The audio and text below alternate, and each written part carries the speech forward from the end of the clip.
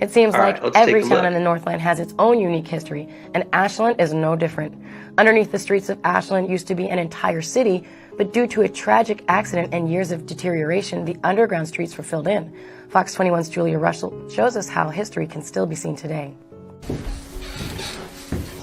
All it takes is a walk down the back stairway But back here, to find what's left of Ashland's so-called underground city. it was dark and dreary, and yeah, there was no lighting, for sure. If you look at Ashland now, it's pretty flat, but it didn't start out that way.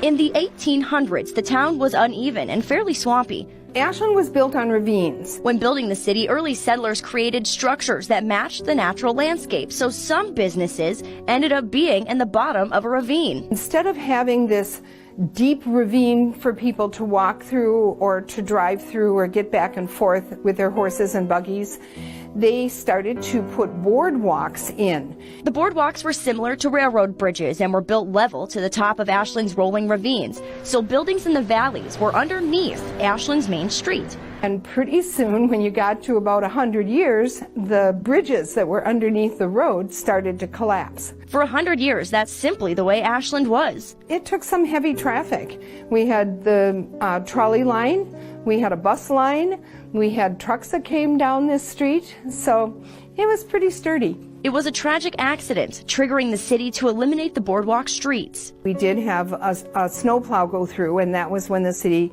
became really aware that something had to be done. In 1980, the lower level shops were boarded up, and the once deep ravines were filled with sand, leaving the now basements of Ashland's oldest buildings with doors and windows leading nowhere. And it gives you just a little bit of an eerie feeling knowing that people could go out those walls, and now it's completely enclosed. There's only a handful of buildings left with lingering history hidden in the basement, two of them being Ashland's museum and the new location of the Schwamigan Food Co-op. So next time you're driving down Ashland's main street, you'll think of the unplanned history that's left stories and hidden treasures buried and boarded up. It really wasn't a system, it was just the way it ended up being built. With photojournalist Devin Elmore, Julia Russell, KQDS Fox 21.